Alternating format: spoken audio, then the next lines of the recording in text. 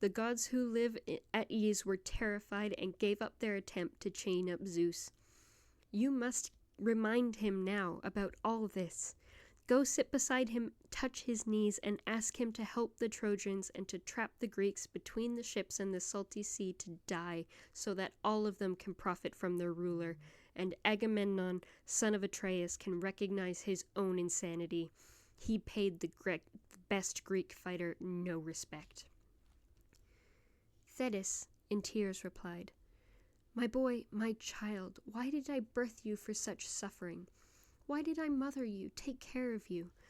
I wish you could sit quietly by your ships and never have to suffer tears or trouble, because it is your destiny to live so very short a time, not long at all. But even as your death runs fast behind you, you are the most unhappy man alive. A curse attended at your birth. I shall go to Olympus where the snow lies deep and talk to Zeus, who loves the thunderbolt. I hope I can persuade him. And meanwhile, sit by your ships and rage against the Greeks and stay entirely away from war. Yesterday, Zeus went off to Ocean, joining the noble Ethiopians for a feast. The gods all went with him, but in 12 days he will come back to Mount Olympus. Then I shall go inside the house of Zeus and stand upon the pavement of bronze and take him by the knees and supplicate him. I think I shall persuade him. With these words, she went away and left Achilles there, still angry in his heart about the woman taken by force from him against his will. Meanwhile, Odysseus had come to Greece, bringing the hecatomb. When they had sailed inside the deep recess of the harbor, they furled the sails and packed them in the ship, quickly pulled down the mast with stays and set it inside its holder, and then rowed to shore. They cast the anchor stones and tied the ropes to stern, then disembarked in breaking waves. They drove the 100 cattle off the ship to offer to the archer god Apollo. Chryseis also left the quick black ship, and then Odysseus, the mastermind of strategy, led her towards the altar into her loving father's arms and said, Chryseis, Commander Agamemnon sent me to bring your daughter and to sacrifice a holy hecatomb on our behalf to mollify Apollo, who has cast a terrible catastrophe upon us. He handed her into her father's arms, who joyfully received his darling daughter. The men soon set the cattle round the altar and cleansed themselves and sprinkled barley grains. Chryseis, arms lifted, loudly prayed for them. Silverbow, guardian of Greece, lord of holy Scylla and of Tenedos, as once before you listened to my prayers and honored me and overwhelmed the Greeks, so now fulfill for me this new request. Drive off their deadly plague.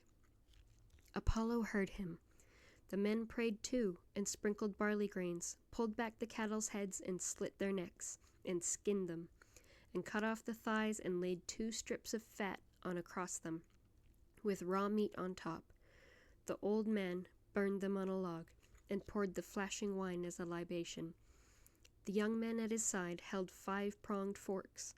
They burned the thighs and ate the inner parts, and carved the rest, and put the meat on spits and roasted it with care, then drew it off. They finished with the work of making food, then ate, and everybody had his share. But when their hunger and their thirst were sated, the boys filled full the wine bowls, and they made libations, and they filled up every cup. All day the young Greeks pacified the god with dancing and with singing lovely hymns to please Apollo. And the archer god heard and was glad of heart. But when the sun set and the darkness came, they all lay down to sleep beside the cables of the ship. When rosy-fingered dawn appeared newborn, they made their way toward the Greek encampment. Apollo, distant archer, sent a fair wind. They raised the mast and let the white sail fly. The wind filled up the belly of the sail. The frothing wave crashed loudly round the stem, as though the sea the ship sped upon reached her destination. When the men arrived at where the large Greek army was encamped, they dragged the black ship onto shore, high up upon the sand, and set long props beneath. Then they dispersed to their own tents and ships.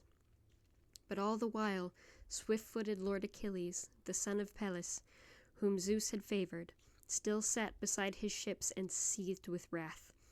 He never went to council where men gain glory, nor into battle. He stayed there and wore his heart away. He longed for war and battle cries. But when the 12th dawn came, the gods who lived forever, led by Zeus, came back to Mount Olympus. Meanwhile, Thetis had not forgotten what her son had asked. In misty morning from the waves she rose up to the sky and up to Mount Olympus. She found the mighty son of Cronus, Zeus, whose voice extends around the world alone, sitting upon the very highest peak among the many ridges of Olympus. She sat before him, and her left hand grasped his knee. Her right hand touched beneath his chin. She begged him, "Father Zeus, if I have ever helped you in word or deed among the gods, fulfill this prayer for me and glorify my son, whose fate runs faster after him than any mortal's. Now Lord Agamemnon has disrespected him. He took his trophy to keep himself. Wise Zeus, Olympian, honor him. Give the Trojans power until the Greeks respect my son and grant him glory." Cloud-gathering Zeus did not reply, but sat for a long time in silence. Thetis stayed there and kept on grasping at his knees, as if grafting herself to grow there. Finally, she spoke a second time. "Make me this vow, a solemn promise, and then nod to it, or else refuse because you have no fear. Then I will know for sure I am the god most disrespected out of all of us." Then Zeus, who gathers clouds, was deeply troubled, and said to her,